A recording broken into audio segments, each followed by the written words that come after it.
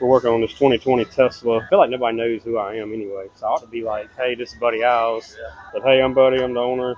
Buddy Isles Collision, Buddy Isles Tire Automotive, being in parts. And recently, Buddy Speed World just actually opened the business up. We're working on this 2020 Tesla that came in collision first. It was actually wrecked, left front area. Bumper was hit, missing a pretty big chunk out of the bumper. So we replaced the bumper, light, fog light, inner fender, basically everything left front. Wheels hit, which all of them are cover pretty good. So anyway, we did that a couple of months ago. Probably everybody knows that Tesla is really, really hard to get parts. They've actually gotten better about releasing their information or parts, I guess is the word for it, to be able to work on their vehicles. They're actually pretty complicated to work with, but with the new laws and Right to Repair Act stuff, Tesla's finally releasing more parts. Electronic parts are very hard to get. We did have to get some used stuff. But anyway, we did that a couple months ago, and it come back today. Two reasons. She come back because we're waiting on one part, so we finished the lower balance here.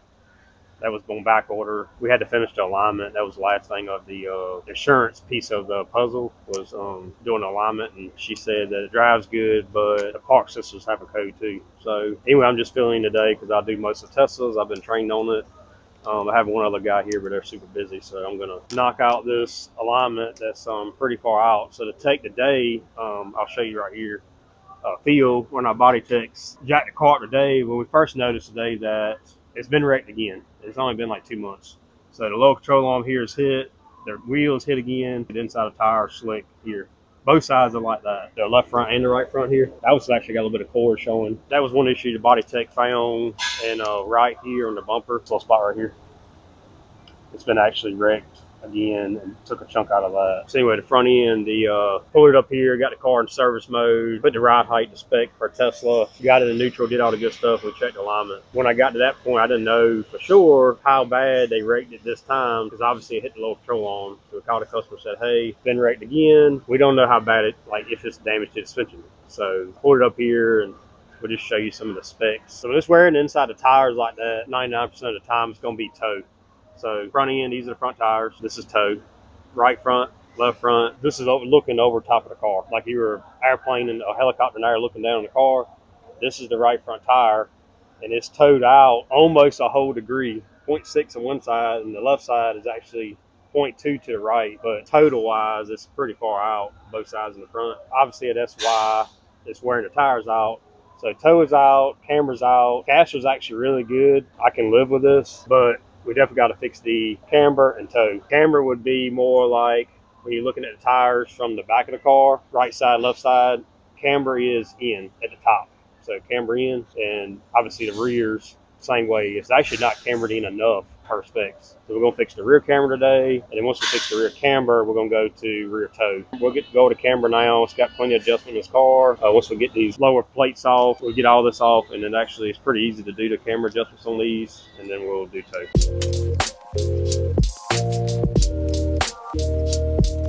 All the 10mm bolts out. Only got 10 of them or so. You got 3 actual push clips.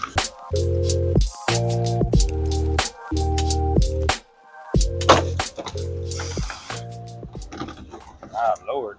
This is what happens when you go off-roading your Tesla. All right, so we got the plate bottom cover off, lower shield. Like I was saying, it's got camber adjustment here, eccentric for the camber, caster up here. So camber, caster, toe. Tie rod ends are here, loosen the nut up, do toe. So we're going to do camber first, get both sides right camber-wise, loosen the eccentrics up, and then we're going to do the toe real quick. I got to go get a tool real quick. All right, got to grab all my metric tools because I didn't have, God bless. Hold on. If I would have just looked at the computer actually tells you what size wrenches. Anyway, we're going to loosen up eccentric. I should just going to loosen both sides. All right, so you can look at these numbers. We'll do the left front first, and I'll walk y'all through. We'll unlock the lift. And then we'll walk through that camera number right there. So we're going to go left front. It's negative 1.3. Which is the top of the tire is in. So what I need to do is I need to bring the bottom lower control arm in. So it's going to start, it's actually fixing, see it's fixing toe and it's fixing camber. So we're going to do camber first though. Toe really doesn't matter right now. So we're going to get it right in the center. So I'm really picky at our shop about my tolerances on our hunter machines, I have it super tight here. Just because you go to a shop and they put it in the green does not mean it's in the green. Or it's in the green, but my tolerances here are super tight, and I did that for a reason, because like you can see how this one's so tight here. It's super tight on this computer, and I set it up like that. But when I was taught by my dad as a kid, you know, do the alignments right. Don't try to get them in a wide range of spec and have, you know, set the computer up where it's just in the green and you got 2 degrees of tolerances. I want them to be super tight, and I want them to be in the center. So in this car, it's obviously hit. Best, I just moved it all the way I can move it. The best I can get is -1, which it probably should be about 0.8. So we're going to do the right front, and hopefully the right front will come hopefully that far. So this one's got to go the other way. Right, so the camber's coming back. So the eccentric, you know, obviously it's the smallest side over here, biggest side over here.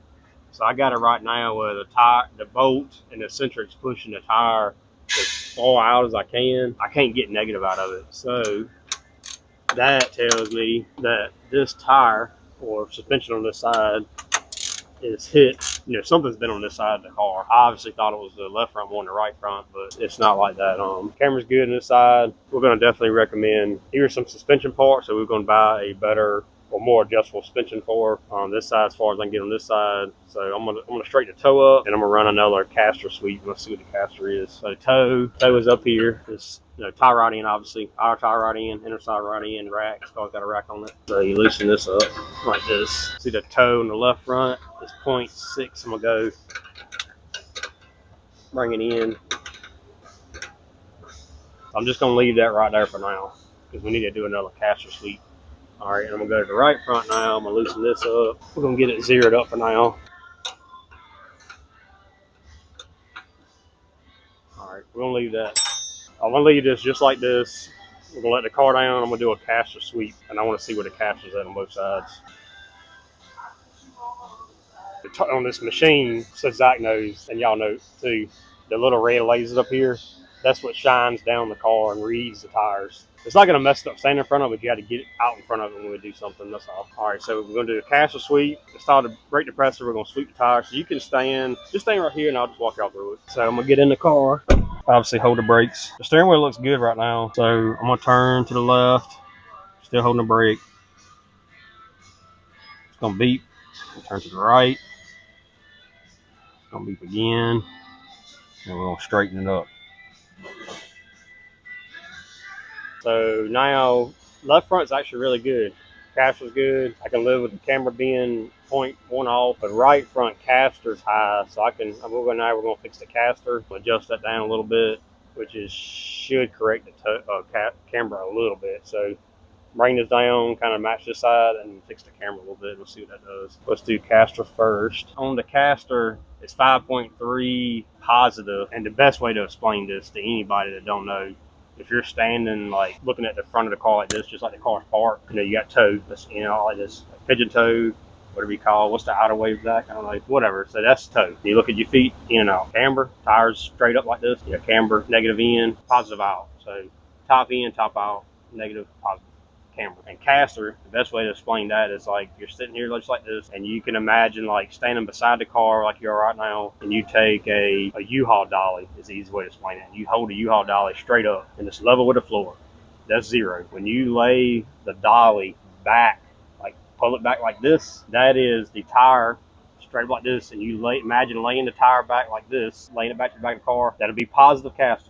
So when you lay the top back, which is the top ball joint, the tire does look like this. It goes like this. It rolls back, but the contact patch of the tire actually is rolling forward. So that's positive caster. If it's negative, you don't want negative on nothing anyway. The negative is forward. So what it feels like in the car driving wise, if your caster's off, it's a few things. One, if you don't have enough positive and it's close to zero, then it's going to feel like the car drives like really loose feeling, and it doesn't have no steer back. So like you turn the wheel with not a lot of caster, it won't relax itself back to neutral. If it has a lot of positive, when you turn the wheel and let go of the wheel, it'll actually make itself straighten back up the wheel. That's one thing. And here, a lot of people don't understand this. We have a crown on the road. Pretty much all roads have a crown for the most part. Some states worse than others, whatever. But a crown on the road is for water runoff. That's why they do it. So the more crown on the road is going to make the car pull to the right. It's just naturally going to make it go that way. So when you got more crowd on the road, it wants to pull you right. I've always taught my techs, even though the computer doesn't say this, Tesla's a little bit different because it's all electronic, but still it's the same thing. I always like to put more positive caster on the right front. So you want the right front tire leading the left front tire. And when it leads the left front tire by, I always say 0.5 degrees, especially for around here, when it leads the tire a little bit, it naturally wants to hold that car straight on a crown road. And you kind of like, that's kind of neutral. You know, some roads are more crown, some roads are flat. 0.5 degrees split in the front end is usually like the sweet spot. On the Tesla, I'm just going to run it straight up because for the most part, it's self-steering all the time anyway. So we're going to run it straight up because it wants that. When I showed y'all earlier, it has the bolt up in the front for caster. We're going to loosen this one up. So right now it has too much positive like that. So the tire's laying back. What I need to do is I need to push this arm outward. When I push it outward, it's actually going to gain a little bit of camber, but it's going to push the tire, this part of the tire backwards. It's going to take some of that positive out of the car that we need to do. So it's rolling the tire back. And when you do any kind of caster adjustments on these cars, you've got to re-sweep it. So right now, if you look at the computer, it's going to be, it's obviously off right now because I moved the car and all kind of variables. So I'm going to do another measure caster. I'm going to get in the car again and we're going to start over. In the car, my hands on the steering wheel. Brake on. I'm going to turn it to the left. Turn it to the right. We're going to straighten it up. So looking at the board, we actually have too much negative. A little too far in the caster, but this stayed the same. So I need to go back a little bit, about half what I just did. So I'm going to knock it out real quick. Back up. One more caster sweep. In the car, brake on. Turn to the left. To the left. To the left. And to the right. To the steering wheel gets in the green. Oh yeah, that's really good. Still gonna have to do something with the camera on this side. So another cool thing about Hunter, they had this feature called Adjust Tow with Wind Tow. So once you start the motor, it doesn't matter on an electric car, you ain't gotta do all that, but on a gas car you do. The reason why this is so cool, you know the steering wheel straight in the car, and what the computer's doing right now is the computer's watching this tire, obviously because you're gonna adjust this tire, but it's also watching the left front tire, because anytime you move this tire, it's gonna move the other tire. So what's so cool about this feature, when you're moving this in the green, it knows exactly how far the other tire has moved either way. So once you do this tire, you can actually move to the other side and it kind of compensates for both sides. So we already got the toe loose. I'm just gonna jack it back up. Toe is really, I mean, everything in these 100 machines are really finicky. Obviously, when you tighten something up, it goes a little bit farther than what you expect it to do, so you don't really know how far. We're talking about 1/100th of a degree. It's not like it's a pile, but still. All right, so on the screen I got it zeroed out. That side we're gonna go to the left front, so it's positive 0.11 degrees. So we're gonna move that side. Let's see if we can get it down right there somewhere. Hopefully it stays when I tighten it up. Oh yeah, that is really good. We're gonna come back to this steering wheel when we're done with the back. Recap, front's really good as far as we can get the camber. Like I said, I'm not happy with it, but we're gonna have to do some suspension. So the rear is not super bad. Another cool thing with the Hunter machine, we can actually take this back to the back of the car, turn it on. We can look at rear toe, and we can look at rear camber. And we don't have to come here to the front of the machine every time. So we're going to take this to the back of the car, do some adjustments back there. Hopefully I got all the tools I need. I got to take the plate off anyway. So same thing back here, a bunch of 10mm bolts.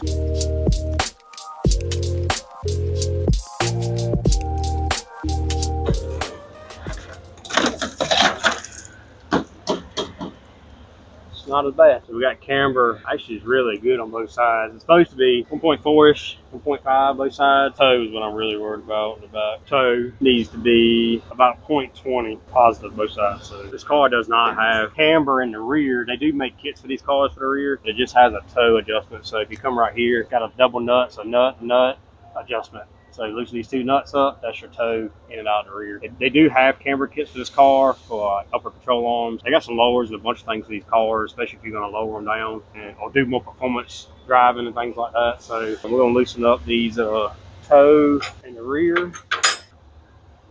Ow, mother, cut my finger.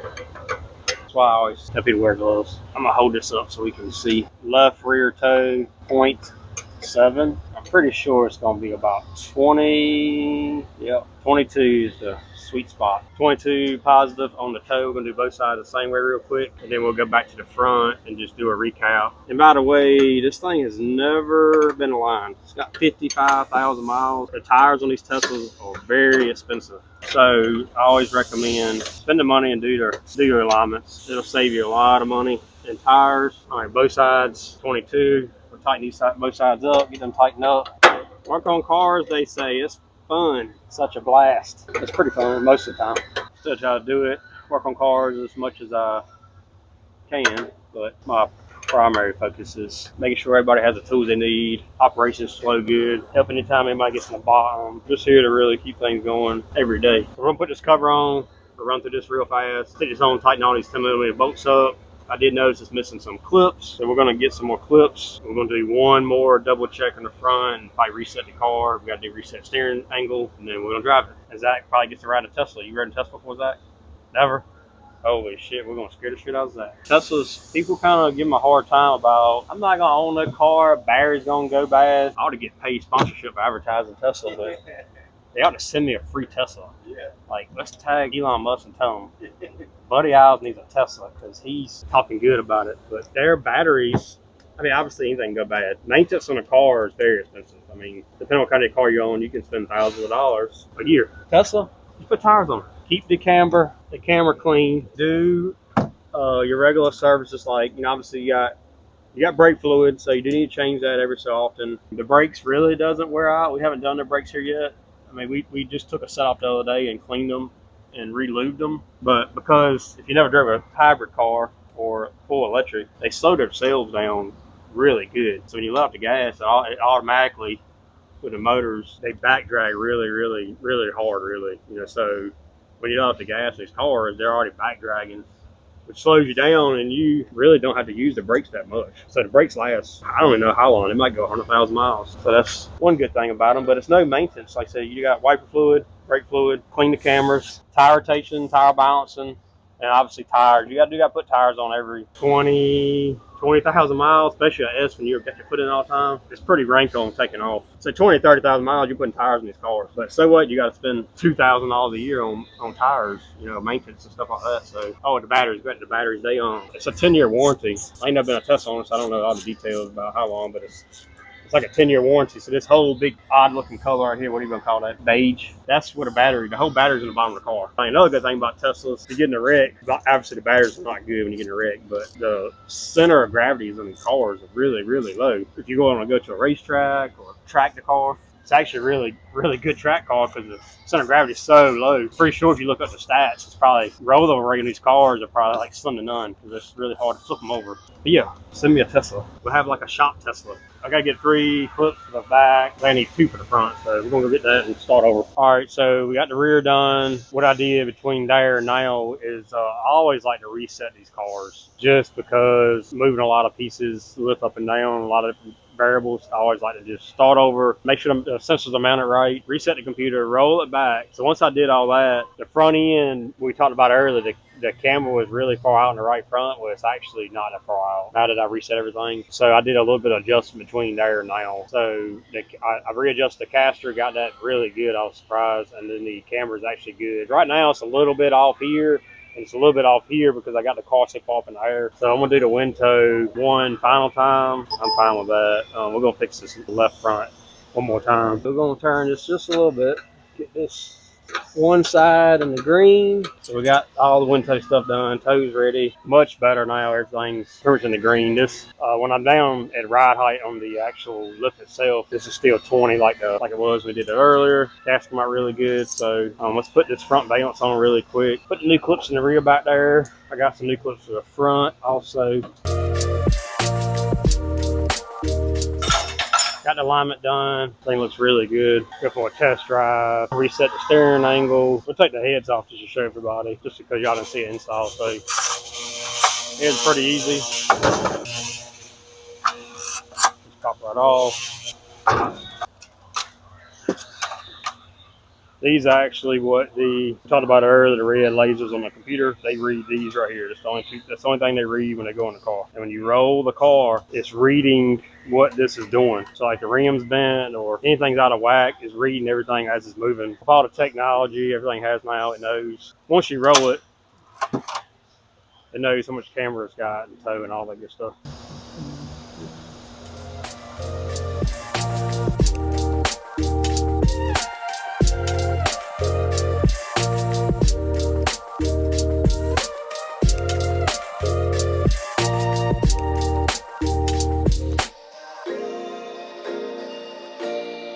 So I still have the car in service mode. We got to do the steering angle reset, get ready for the guys tomorrow to put some tires on it. How to get out of a damn. Figure it out. I'm gonna assume It's the button right there. that's.